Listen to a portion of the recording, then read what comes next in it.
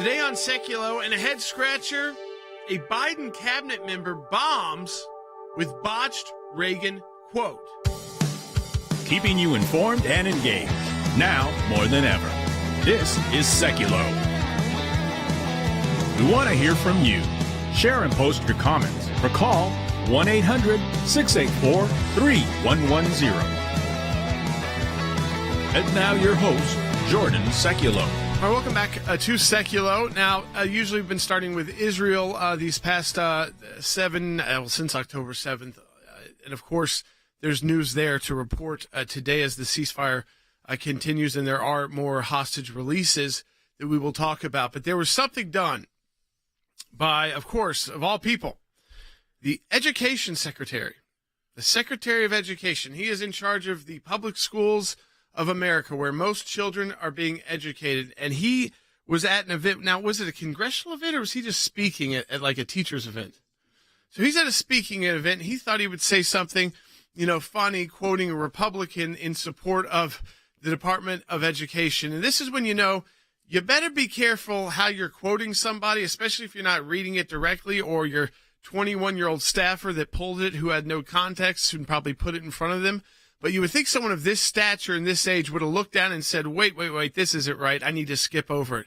But he didn't. This is, again, a cabinet member confirmed to be the head of the Department of Education, which, again, educates the majority of American children. And I want you to hear what he had to say yesterday in this meeting with teachers. We're going to set up follow-up calls with every governor we met with to make sure we're available. As I think it was President Reagan said, we're from the government. We're here to help. Well, except that's not exactly what President Reagan said. He did use those words, of course, but that's not what he meant. So let me play for you what he actually said.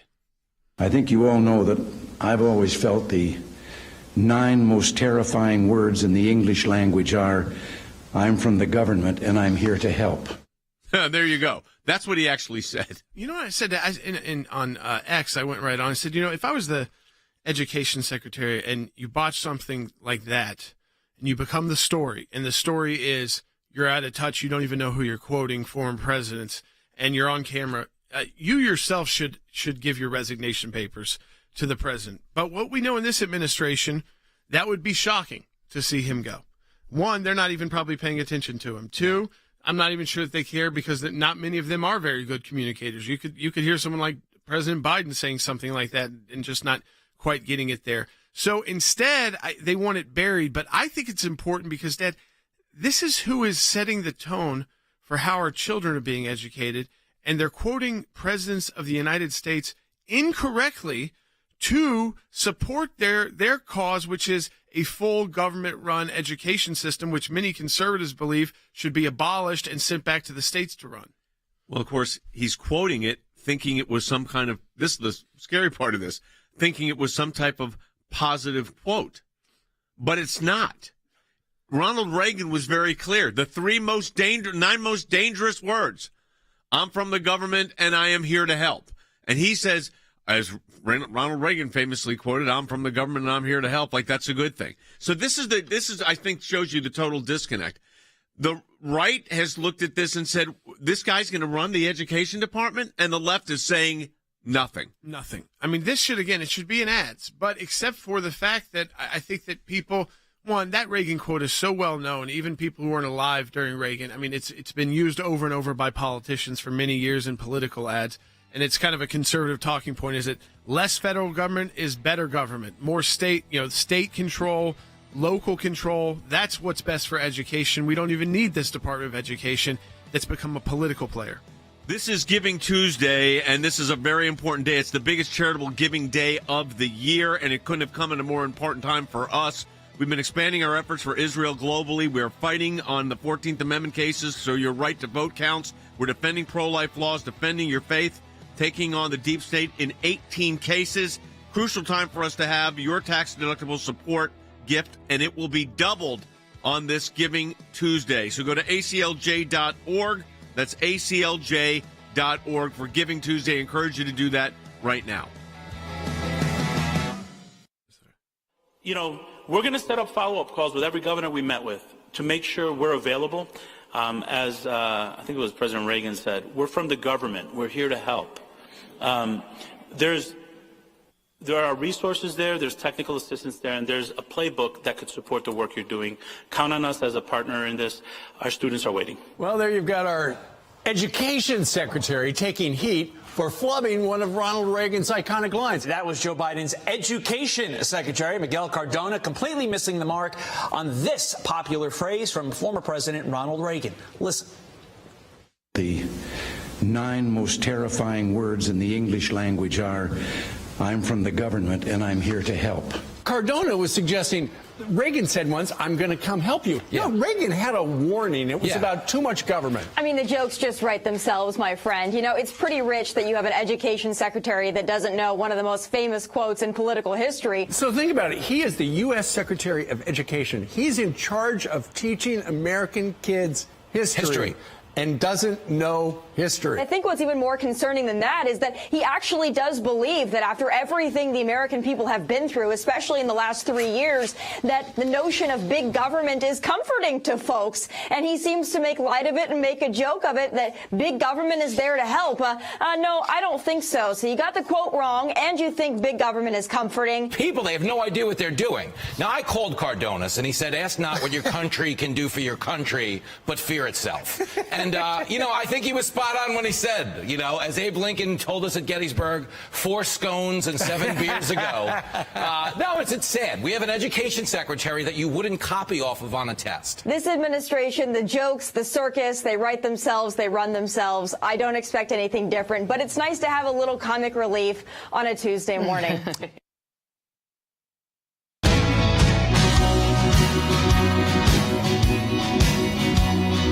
All right, welcome back to Sekulow. A couple things I want to talk to you about before we get back into the Secretary Cardona. I mean, it's hard to even say this is a cabinet secretary, not an assistant, not somebody who just works at the Department of Education who botched this Reagan line trying to support, more federal takeover of your kids' education in the public schools, which conservatives have questioned for a decade since the founding of the Department of Education, since we have state Department of Education's, local education boards, parent-teacher boards, all of these different boards, and you would seem like they would know what's best for the community they serve and what education process would be best. But, of course, the government always wants to be the federal government wants to be in complete control. But we do want to remind you today, after all those, the Fridays and then the Cyber Mondays, and by the way, those are like ongoing now that almost never stop, and the longer you wait, it seems like the better deal you get. This is Giving Tuesday.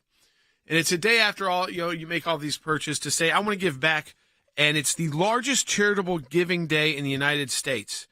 And it couldn't come at a more important time for the ACLJ. We've been expanding, as you know, our efforts for Israel globally in a way we've never had to do before. And we were able to do that, by the way, because we have ACLJ donors that have been donating to us for decades so that we didn't have to think twice about getting right involved and taking on as many hostage situations that we needed to take on, or families, or if we needed to get to some location, or meetings we needed to set up. And, of course, because we've been developing those relationships in Washington over so many decades, we were able to set those meetings up. But we can do a lot more with more resources. So we've got, shifting from the hostages situation, Dad, we've also got a major new filing on the 14th Amendment at the Colorado Supreme Court. This is probably the biggest case when it comes to President Trump being on the primary ballot, because it's one of the few that hasn't been tossed out. Well, it hasn't been tossed out, although the judge ruled in our favor, and it is now up before the Colorado Supreme Court. And here I'm holding, we'll put it up on the screen. There's our brief that we've just filed at the Supreme Court of Colorado. This is a major case. Professor Hutchinson's in with us. This is a hugely significant case on anyone's right to vote for the candidate of their choice, whether this happens to be Donald Trump, but it could have been anybody if under the government's theory of what they could do. Absolutely. So I think it's very important to briefly recap what we're talking about. What we're talking about is the implications that flow from the 14th Amendment of the United States Constitution, particularly Section 3. And Section 3 amounts to a disqualification clause with respect to covered individuals. And I think it's clear beyond question that President Trump, when he was in office, was not a covered individual. Nonetheless, a group called Crew has brought a lawsuit suggesting that he indeed was covered. That's number one. And then number two, that he committed a disqualifying offense, namely that he engaged in an insurrection against his own government, which I think is nonsense on steroids. But nonetheless, the district court judge said the disqualification clause is inapplicable to President Trump, but she went on to say in dicta that he did, in fact, engage in an insurrection. And I think at the end of the day, that may indeed be the linchpin of the plaintiff's claim against a former President Trump, if they can surmount the hurdle of whether or not he was indeed an officer within the meaning of the 14th Amendment. I mean, Dad, it gets to these technicalities of these different oaths that the members of Congress take versus the president, and they are different because they play extremely different roles in the legislature and the executive. In fact, the executive is the executive branch. When it comes to the president, he defines it. Yes, it's the only government where it's the only branch of government where one person is the head of it, and that is when you have this kind of situation here. And in this context here, I wanted to ask you this. As this issue comes forward and as it develops forward, so far we've had great luck. I mean, not great luck. We've had great legal skills and we've had great judgments. If all the courts rule in our favor, you think the Supreme Court takes a pass on it if they're all in our favor? I think the Supreme Court would indeed take a pass. Yeah, I do. But one of the things that worries me a bit is that there are so many cases out there which could provoke an opposite opinion, if you will. Yeah, there's a lot of cases pending to the Colorado decision. But assuming all of these decisions continue down the same pathway, I think the Supreme Court will take a pass. We'll go back to the Department of Education for a moment. I'm trying to think of the FOIA request. You would like to have all the notes of that were leading into the development of that speech. So let's play what the Secretary of Education, Secretary Designate, played. This is what he said. You know, we're going to set up follow-up calls with every governor we met with to make sure we're available. As I think it was President Reagan said, we're from the government. We're here to help. Okay. Here's what President Reagan actually said. I think you all know that I've always felt the 9 most terrifying words in the English language are, I'm from the government and I'm here to help. So Cardone thinks it's the greatest words he could say, and Reagan said it was the most dangerous words he could say, which, Harry, kind of tells you the tale of two cities where the political philosophies are these two very different parties. I think that's correct. And secondarily, I would argue it underscores the miseducation, if you will, of America's education secretary and the miseducation, if you will, of the Biden administration. In other words, Secretary Cardona cannot distinguish an attack on government from praise for the government. And I think the American people are sufficiently well equipped to make that distinction, and hopefully they will continue to make that distinction. But I would argue that Secretary Cardona is certainly a candidate for mandatory re-education so that he would actually understand history. He would understand the meaning of words.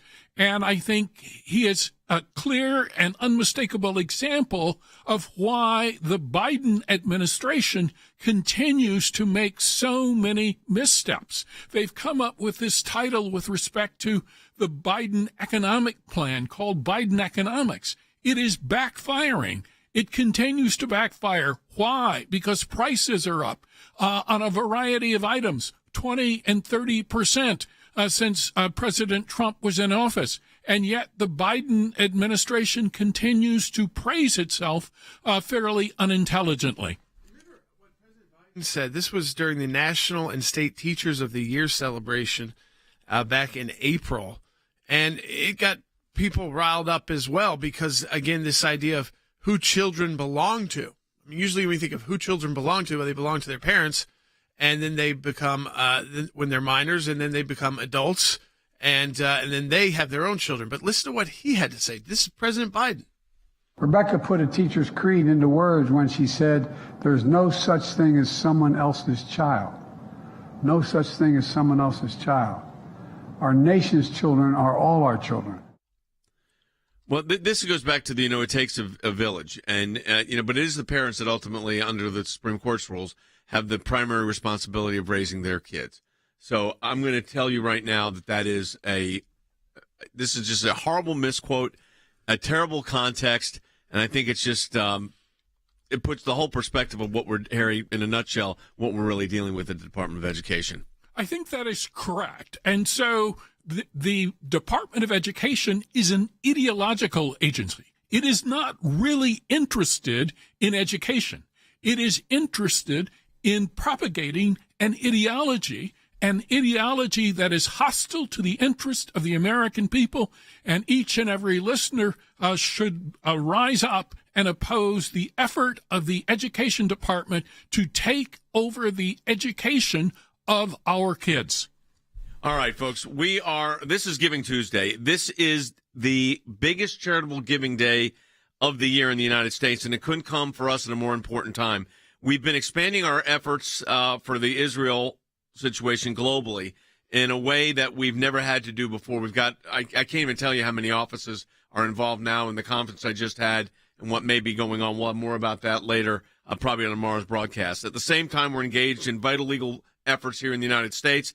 We talked about the 14th Amendment filings. We've talked about defending pro-life laws, pro-life counseling centers in courts nationwide, defending our Christian faith at the highest level and at the lowest level, and taking the deep state on in 18 pieces of federal litigation right now.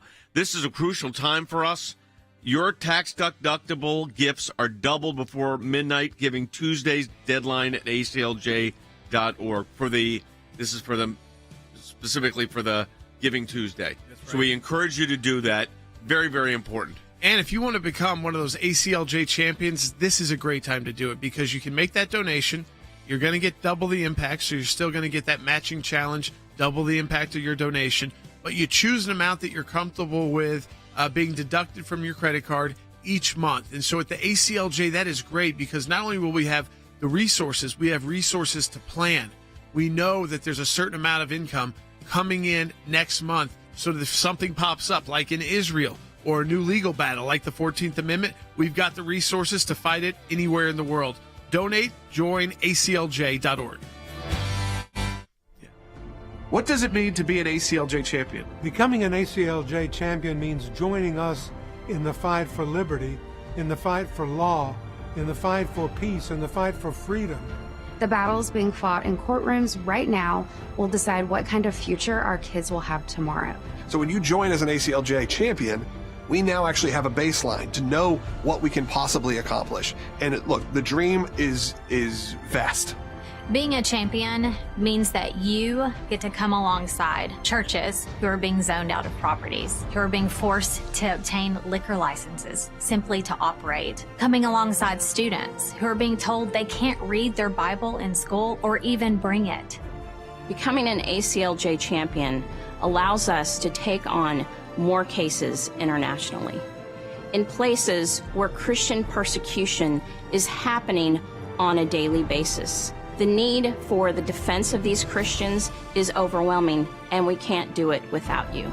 Becoming an ACLJ champion means getting into a fight with deep state elites who are attacking our school children, who are attacking pro-life Christians. We have lawyers right now winning in courtrooms across the world, but none of it would matter without the ACLJ champions. Simply put, we don't win unless ACLJ champions continue to step up. We can't do what we do without you. By becoming a monthly donor, you can become a champion of life. A champion of liberty, a champion of freedom. Please join us. Please join us. Please join us. Become an ACLJ champion today.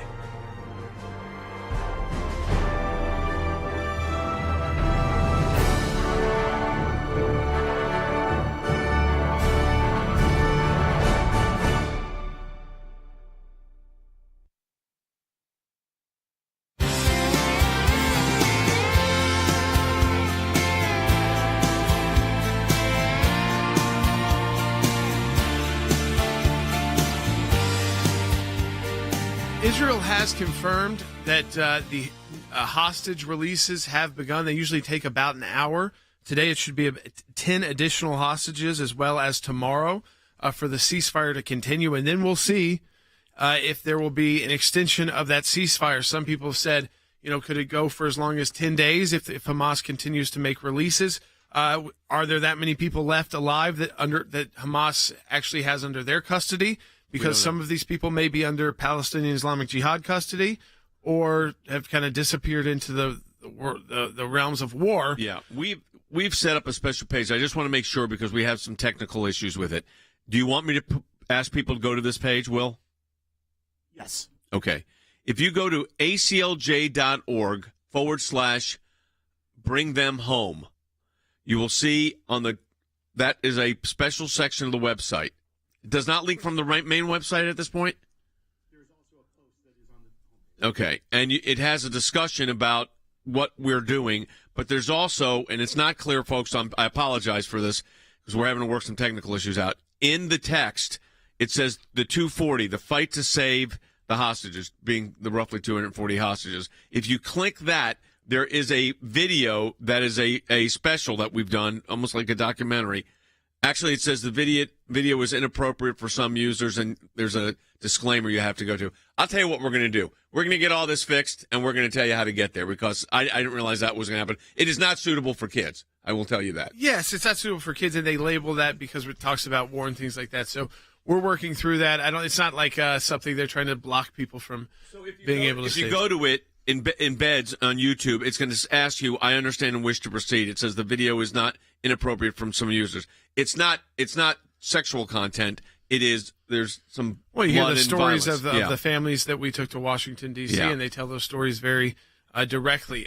Again, that's why we're looking at places as well, like Rumble, to place this video, which maybe We should have done. I think we're in the process of doing that now as we speak, so that you don't have to go through that process. I think hold on to this until we get this right. Yeah. Is what my recommendation. I agree, too, because it's a really, again, it takes you through what we did in Washington, and you think about what and I remember cutting the into this part one yesterday, and it actually had something positive about a full family being reunited, and not that will be the case in every case, but that, again, that's why we do what we do, and that's why you support us to do that work, is because we have seen in the most dire of situations, and I call them that miracles occur.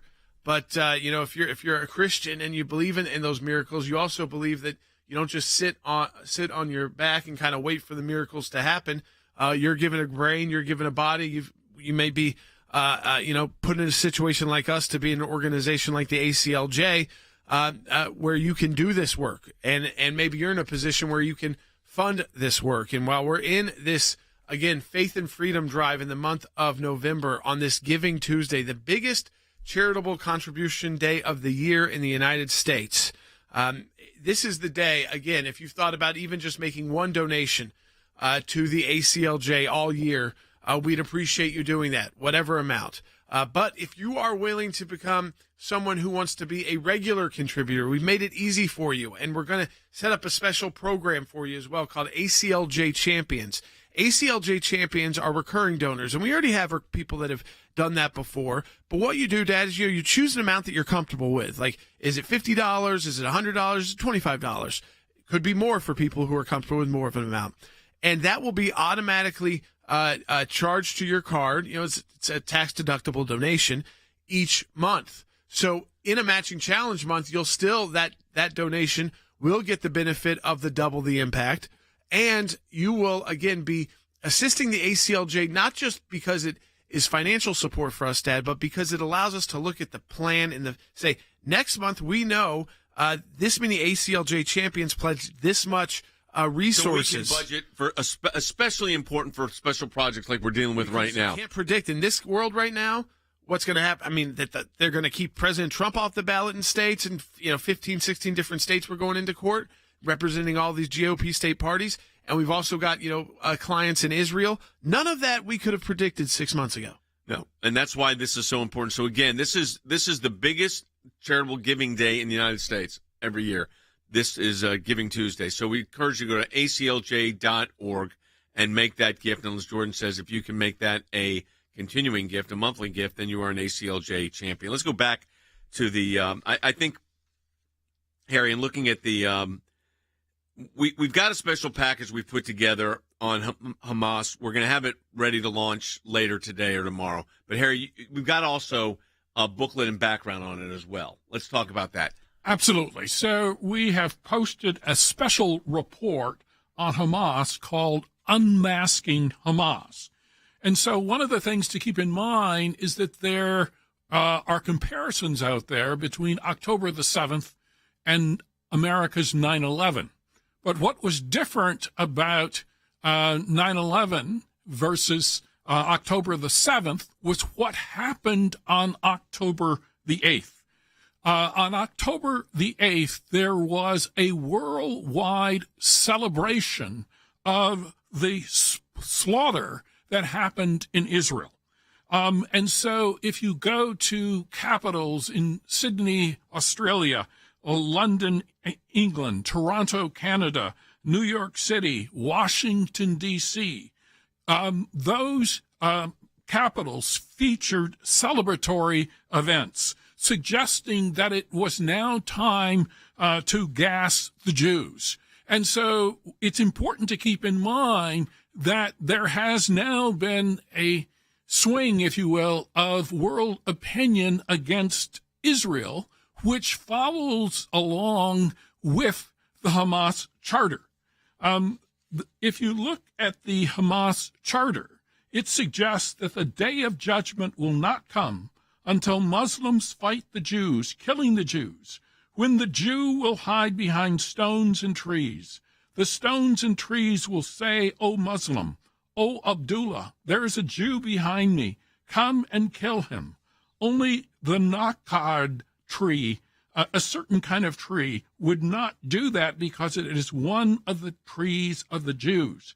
The war against the Jews will be followed, if you follow the logic of Hamas, by a war against Christians, a war against Hindus, a war against any individuals who do not practice Islam. And so the Hamas group has taken the position that once a land has been conquered by Islamic individuals, it belongs eternally to Muslims.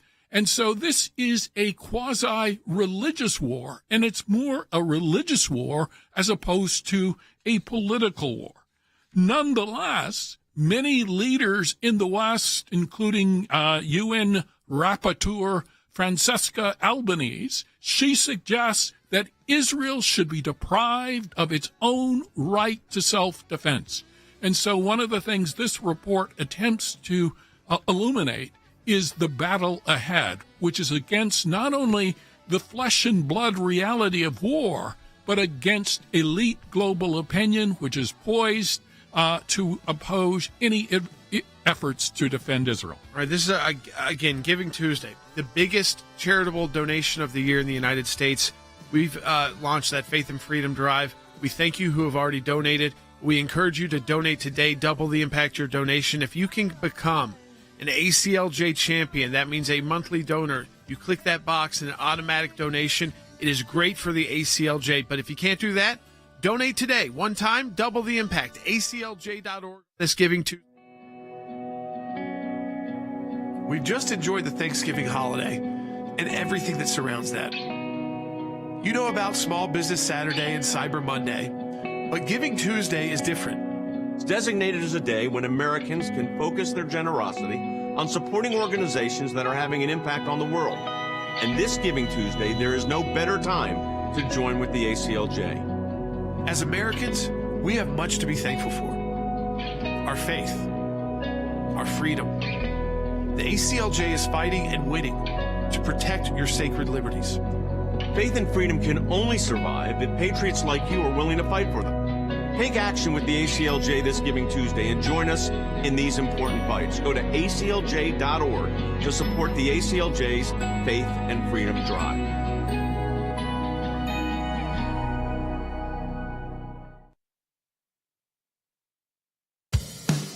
Keeping you informed and engaged, now more than ever. This is Sekulow. And now your host, Jordan Sekulow. Broadcasting, we're taking your calls at 1-800-684-3110, 800-684-3110. We have done, our team has put together a special video, actually a special landing page on this Hamas situation. Professor Hutchinson was just talking about the booklet that you can download about Hamas, it's a quick read. You should get it. You should understand it.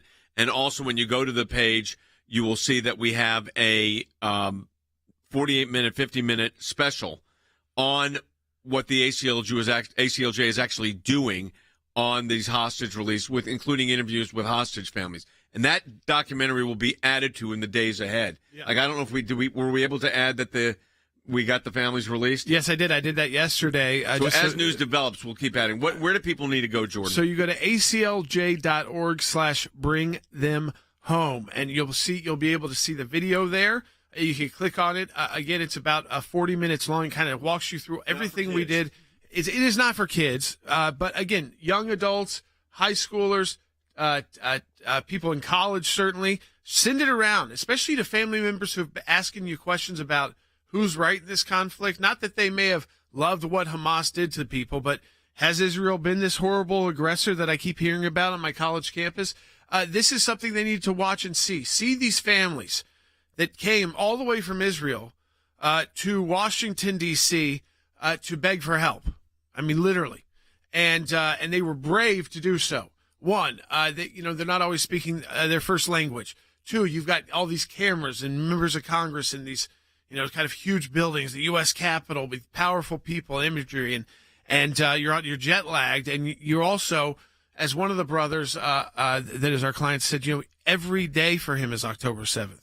When he closes his eyes, it's October 7th. Yep. It's a nightmare. But even when he's walking around, it's October 7th.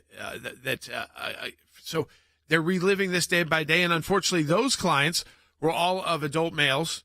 And so far, unless something changed today, no Israeli adult males have been. The one that was Russian. Yeah, have been released. And that was a special deal with the Russians. Right. So we encourage you to go to aclj.org/bring them home. That also has Harry's. It has Harry's booklet on Hamas, which is based on a lot of material we put together over the years, as well as this video. I encourage you to get it. It's a long form. It's 48 minutes, almost 15 minutes. It's a special that we've done, a long form special, and it will really educate you. And we're going to update it as matters progress. So that is something you need to look forward to. And it's Unmasking Hamas. This is what the pamphlet looks like when you pull it down on the website. Do we have that in the screen up there? Yep, great. The Genocidal Jihadist Holy War to Exterminate Israel by Harry Hutchinson. So that is up. It is up now. So that is available, and the video is now available. So we encourage you to go there. I'm sure we'll be sending links out to that during the day as well. Let me also say this. We are going to be taking your phone calls at 800-684-3110. There's a lot breaking in Europe right now with our European Center for Law and Justice team. Jordan, you were a little bit on that Zoom call. We have a Zoom call at night. We have a Zoom call in the morning. And, who's going where, we still don't have 100% worked out yet. But we know the ACLJ team is going to be in Brussels, Paris, and Strasbourg. Right. The question now is, will members of the ACLJ team be joining them? Not 100% sure yet, but they may, in light of some of these meetings that are coming. Yeah, and these are decisions made based off what's going to be most effective. For instance, if we were talking about the meetings in this first part of the documentary that we've released today at aclj.org/bring them home, we wouldn't be bringing our team from Strasbourg to join these meetings. Right. Because these are meetings with members of Congress that we work with in the United States, our government affairs works with. But so then we have to have the same discussion when it's in Europe. Is there a need for Americans to be there? Does that help or hinder the process? And that's what we're about, the ACLJ, not just us getting FaceTime, Sekulow's getting FaceTime. Is it going to help or hinder getting more hostages released? And we're in those discussions, and it's been a back and forth, I'd say definitely the past 7 or 8 days. It sure is. It's felt like maybe no, maybe yes, and it's back to maybe yes now again. And that's how we work the ACLJ. We're ready to go if we need to be there. All right, today is Giving Tuesday. Go to aclj.org. Any amount you give is doubled. And if you could do that regularly, you become a champion. aclj.org Giving Tuesday. War between Israel and Hamas. The temporary truce has been extended for 2 more days to allow more hostages to be freed and Palestinian prisoners to be released, with more aid going into Gaza. Over 4 consecutive nights, Hamas has now released a total of 69 hostages. 50 of them were freed under the deal the U.S. helped broker, all of them women and children. This is the moment these Israeli hostages walk their final steps in the hands of Hamas and into Red Cross vans. The Red Cross truck here seeing leaving Gaza and entering Israel. You can see in this video here the Botched family that was reunited over the weekend. These kids getting to meet their dog again after more than 50 days. You can just see the joy on their faces. We have to complete the mission, which is to bring back all hostages home and eradicate the Hamas regime in Gaza. It's unclear if any of those 9 Americans still believed to be held captive in Gaza are going to be released in the coming days. The White House saying it doesn't have much visibility into how Hamas compiles these lists or even if it's Hamas that's holding those American hostages. CIA Director William Burns meeting with Israel's spy chief and Qatar's prime minister in Doha today. They're discussing expanding the ceasefire once again. Those people who have been released have been limited to women and children. Now the discussion of releasing men is on the table. I'm confident that they're going to do everything they can to get every one of these prisoners home, and then they're going to complete the necessary. They're going to do that hard work. They're going to take Hamas out. They're going to create a security architecture for themselves where they never have to face this again from the Gaza Strip. So the Israelis are focused on getting 10 additional hostages out each day. If both sides are still interested in continuing the pause in fighting, they will relay that message through Qatari negotiators. It will go back and forth, and the agreement could be extended. But eventually, Hamas will run out of women and children to release. And so there are questions about what that renewed fighting will look like once the Israelis start their campaign again against Hamas inside Gaza.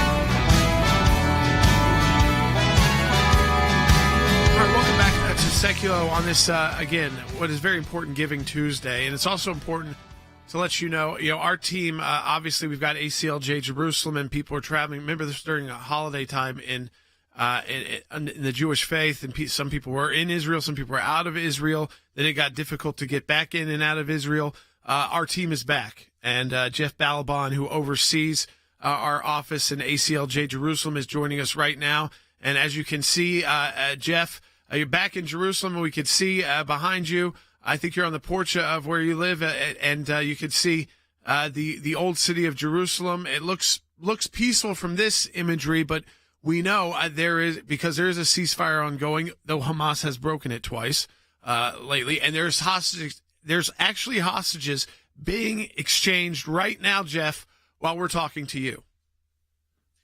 That's right, Jordan. So back here in Jerusalem, and until now, as you know, even in the States, we had work to do because we have a presence here in Jerusalem, work to do in Washington, trying to explain what's happening here. And let me also say what you've reported to until now, the work that the ACLJ teams are doing around the world are incredibly important. And people here are so worried about so many things. They're worried about their children and their husbands out at war in the front in Gaza, even though there's a ceasefire now, or up north. They're worried about the hostages. Everyone here takes it very personally. Israel is a small country. It feels like a family. Everybody knows somebody. And so all of this work is vitally important. The mood here in Jerusalem is somber. Obviously, people are happy when there are good moments, but it is relatively quiet. I would say you see more, the difference between now and before is you see more reservists on leave walking the streets carrying their military weapons than you would otherwise see on a normal day in Jerusalem. But otherwise, people here generally feel temporarily secure, concerned another shoe may drop. And the concern of the other shoe dropping is obviously from the north. I mean, the concerns with Hezbollah, who's got a power keg of arsenal much stronger than Hamas's, Jeff. Oh, that's right. Up north, they have a huge arsenal. It can reach anywhere, including Jerusalem, reach anywhere in the country. Again, so far, it's been relatively quiet. There have been skirmishes, as we know, but there is still some concern that the shoe may drop. And there's even concern the shoe may drop, I would call it domestically. I mean, obviously, Jerusalem is a very mixed city. Jews and Arabs live together. So far, it has been not less peaceful than it usually is. It's been relatively peaceful. But again, it's a nation on edge, and it's a population on edge. Well, Israel's had these situations before, both militarily but also with hostages. This hostage situation is a bit different because they're being held. First of all, they had a mass casualty event where, upwards of 1,400 Israeli citizens and people that work with Israelis were just slaughtered without mercy. I mean, just horrific. And then, of course, you had the taking of hostages, and we don't know the exact number. Let's be honest. We think it's 240. Reports are today that, what were they saying, Jordan, yesterday, 130, 150? Yeah, and then, again, you're talking about how many are actually under Hamas control, how many may be under Palestinian Islamic Jihad control, how many may have been killed in conflict by Hamas, by Palestinian Islamic Jihad, how many were injured when they were taken hostage and died in that process. We don't know all of those answers. What we do know is that there's only been one male released, or young male released, and it was a Russian kind of move there. So there's been no other Israeli males released, and that's a big question mark. We will see again. The promise, Jeff, that was made for this ceasefire is that today and tomorrow, at least 10 more hostages today and 10 more tomorrow, and then Israel will reconsider whether or not to extend the ceasefire or not. That's right, Jordan. Look, everybody knows the faces and the names of the hostages. They've been plastered everywhere in this country. It is, again, very personal, but Israel will do a great deal, as you know that, for getting back their hostages alive. Even sometimes Israel does something to get back, unfortunately, bodies of hostages, but they recognize the threat because, as we know, the current leader of Hamas is someone who was released in a previous hostage deal. And so no one's going into this eyes closed. This is a very complicated situation, but here in the country, there's a sense of appreciation and joy when every hostage is returned. Jeff, the reality is, though, at some point in the very near future, this has to return to a full combat mode because Gaza with Hamas is unacceptable on the border of Israel. It just cannot exist. There is no two-state solution there. That fantasy's out the window.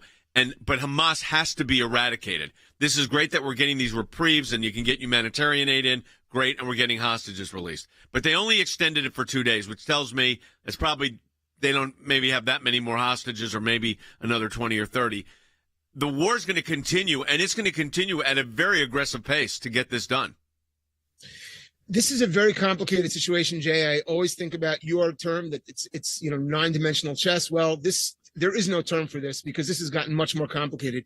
So, for example, the south of Gaza now, the population just doubled. So it's much more intense, which means Israel's military superiority in the air becomes much more difficult to use because Israel doesn't want to have casualties, collateral damage casualties of the Arabs in Gaza. It's trying to be as precise as possible.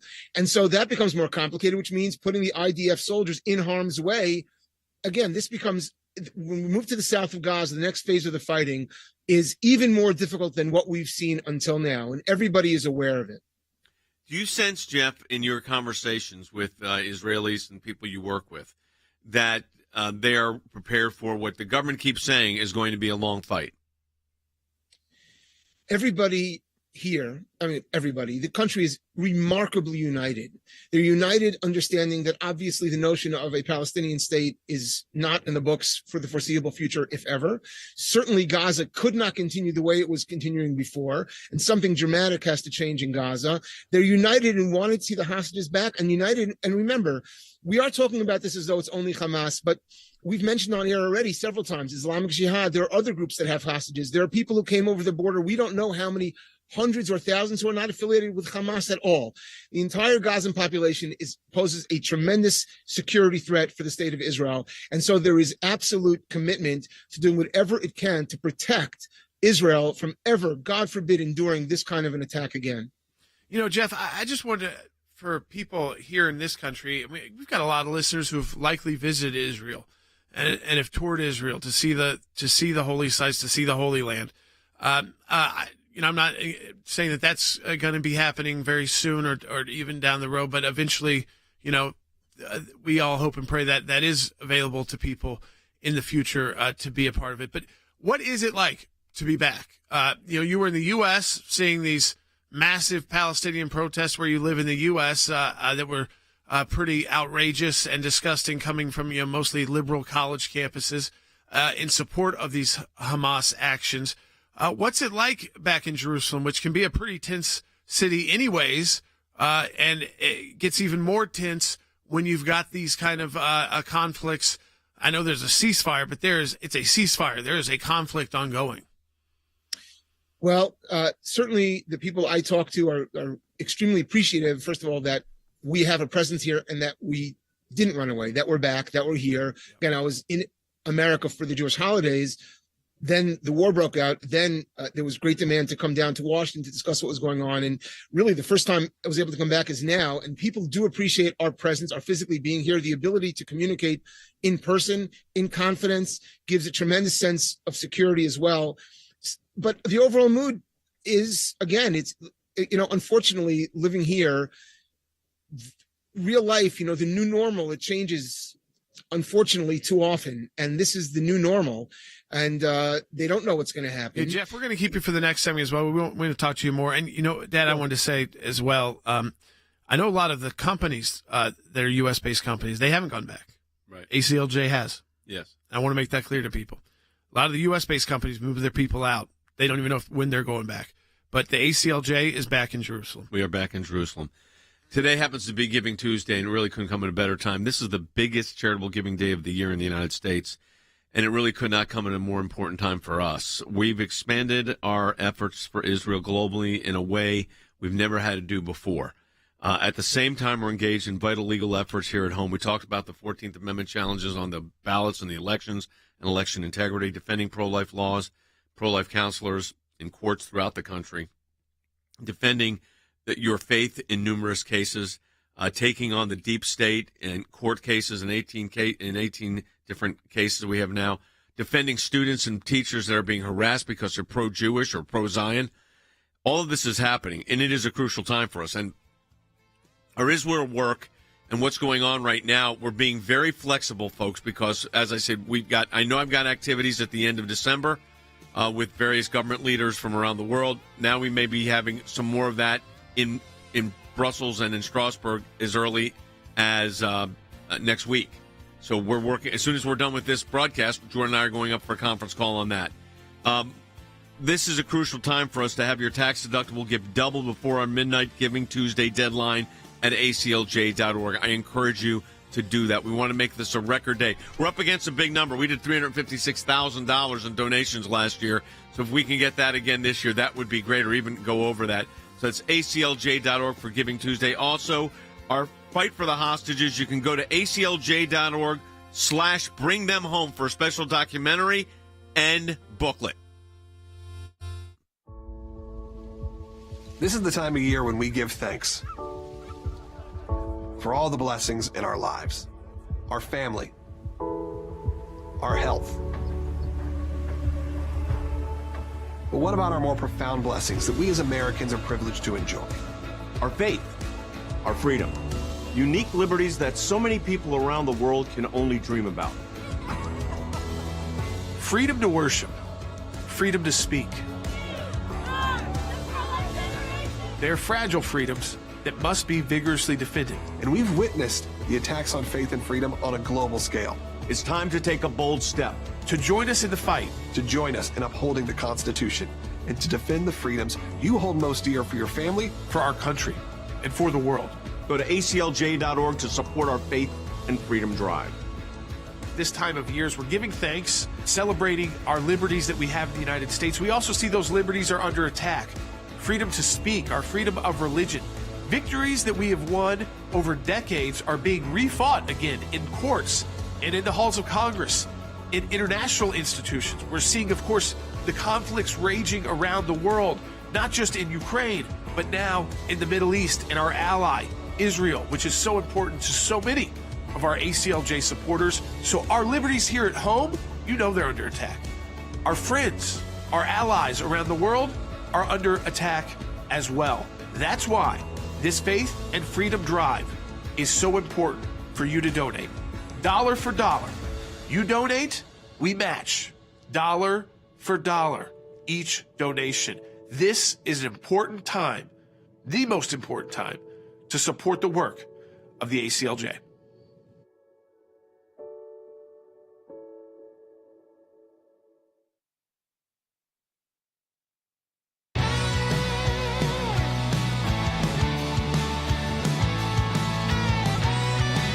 All right, welcome back to Sekulow. Jeff Ballabon still joining us. He's back. And I just want to underscore that again. And it's not to be nasty. Companies have different, and the corporate world has different things they've got to figure out as well. And there's plenty of Israeli businesses and companies that are tied to Israeli businesses. They're still operating. But there are many who, if they had U.S. staff or staff that weren't Israeli, leave. They told them to leave. And they have not yet returned and don't have a return date. The ACLJ and our team is back as soon as possible, as soon as it wasn't going to be a burden on the state of Israel, which we were always concerned about, Dad, when you're traveling there during conflict, is you don't want to be an extra burden to the security forces, to the IDF, to the airport, for when they were trying to get all the people back, all the troops back, all the reservists back. And Jeff Ballabon is back at ACLJ Jerusalem. He's joining us live now. In that shot, Jeff, behind you is the old city of Jerusalem. And I think for all of the people who are watching our broadcast, if you're listening, you know what, you can kind of imagine that in your mind right now, why these fights are so important. That's right. It's hard to say this. It's good to be back. It was difficult to not be here while things were going on. Not to say that it's not concerning, and not to say that obviously not aware of security concerns, and we're taking them very seriously. But it is important to be here. It's important to communicate directly and personally. It shows support. They appreciate it. They understand it. Having private meetings in person with officials here and with others, it makes a big difference. And so I will say this: I am glad to be back here. I think it's important that we have our presence here and that we're seen to be here. And listen, the work that ACLJ is doing, it's on so many different fronts right now. I'm really not aware of other organizations who are doing this. And I think that everything that's being worked on, from the hostages to the security situation, to the diplomatic situation, to, as we just talked about, representing Jews and other pro-Israel Americans who are being savaged on university campuses and at places of work. This is a global struggle right now. And yes, Israel is the epicenter of that violent struggle, but it is a global cultural struggle, and so appreciative of everything ACLJ is doing. Well, you're a big part of that, Jeff, and we thank you. But let me tell you what the next big move here is. Obviously, we're working on the hostage situation. We're already working on the ICC aspect. I spoke today with the former president of Bulgaria. He's very pro-Israel. He works very closely with an organization of 100 former heads of state from countries, most of which were very supportive of the West and of Israel. And we're trying to organize this group as the potential group to go to the ICC and say, if you want to investigate war crimes, here are the war crimes you should be investigating. And we were heads of state. And if we were having to face what Israel's facing, we would be doing the exact same kind of offensive actions militarily. So we're going to try to really do an offensive move against the ICC, not wait for them to come back. They've already put in their special rapporteur, who, by the way, trained in Ramallah. I mean, this is where he trained. He trained in Ramallah. So you know exactly what you're getting when you're dealing with this. So we're prepared for that action. But then there's the other fundamental big question, Jeff, and that is, what does Gaza and what does it look like, and the Palestinian Authority look like after this war is over and Hamas is eliminated? Exactly. And that's a very important question to ask. And a lot of that has to do with pressure, primarily that's going to come from the United States. And already this pressure talking about the Palestinian state, a two-state solution, which is shocking. It's absolutely shocking that the result of having Israelis slaughtered, brutalized in ways that are beyond description, honestly, is to reward that. That's not the way to behave here. The way to behave is to recognize that there is an undergirding of cultural desire for genocide, for the obliteration of Israel, both in Judea and Samaria and in Gaza. And that has to be dealt with directly, and it cannot be excused, and we cannot be going in that direction. So the pressure that needs to be put on is in Washington as well, to understand that Israel wants peace. Israel takes massive risks for peace. Israel does everything, but there's a limit. I mean, there's a limit to the amount of slaughter and torture that any civilized human beings can endure. And so the next step has to be something different. There is discussion there, and that's another place where we can and must be playing a role, Jay. Yeah, and it's interesting because unfortunately, this is really sad. I mean, a lot of the people that were slaughtered brutally by Hamas, acting as the Nazis and ISIS combined, and that's what they were doing, were peace activists and peaceniks in these kibbutzes.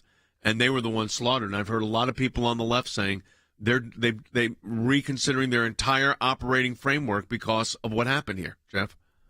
You know, the people don't even know this in America, Jay. People don't know this in Washington. The largest caucus in the Knesset, in Israel's parliament, and the parliament has 120 members. The largest caucus, which includes the entire coalition, I believe, and members of the opposition, is the Land of Israel caucus. And it's a caucus that understands there's already been major consensus in this country that a two-state solution is not realistic anytime in the foreseeable future, and something else has to happen. Now, after what just took place, that consensus, as you say, has grown. The very, very few people think that it's realistic for there to be a Palestinian sovereignty when we see how that culture behaves. And so there does need to be something else. But a lot of the dynamic, Israel right now needs support in waging this war. And so they don't want to rock that boat. And so the kind of shuttle diplomacy that can be done here by people like us who have trust both in Jerusalem and in Washington becomes that much more important. Yes. There needs to be clear lines of communication. Jeff, I appreciate it. Thank you very much. And I'm glad you're back, and stay safe. We've got on our website, we've just produced for you a brand new video special, and that brand new video special has a documentary style format, or a special at least, on the first phase of what we're calling the 240. That is the hostages, and it talks about what the ACL's doing. It's a detail of our legal fight, and we just updated it with the release of the families that we are representing that were released 2 days ago. This is our gift to you on this Giving Tuesday. So if you go to aclj.org, bring them home, you can watch the video, and you scroll down in the article, there is a link, and you can link and you download this booklet called Unmasking Hamas, the Genocidal Jihadist Holy War to Exterminate Israel, by our Director of Policy, Harry Hutchinson. That is available for you today, free, and we wanted to launch it on Giving Tuesday. And as we said, Jordan, this is Giving Tuesday. It is the biggest giving day of the year. We have a big target. Our last year we did $356,000. I would love to do $375,000 this year. So it's Giving Tuesday. It's the biggest charitable giving day of the year, and it really could not come at a more important time for us, as we've said. We've been expanding our efforts. You just heard from Jeff Ballabon in Israel, and we're expanding it globally because, as Jeff mentioned, we're doing Washington, Strasbourg, Brussels, Israel, New York. We're hitting it all over the world.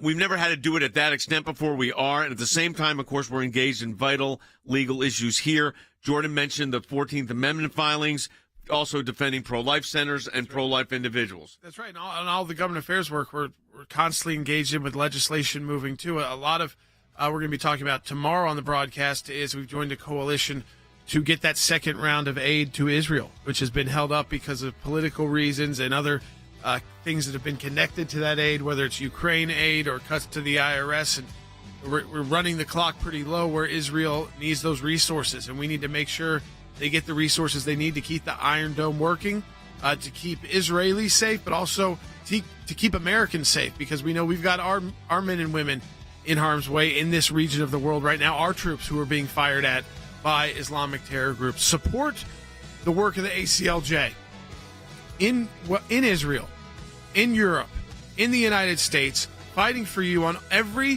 one of these issues, whether it's the courtrooms or Congress. Donate today, aclj.org.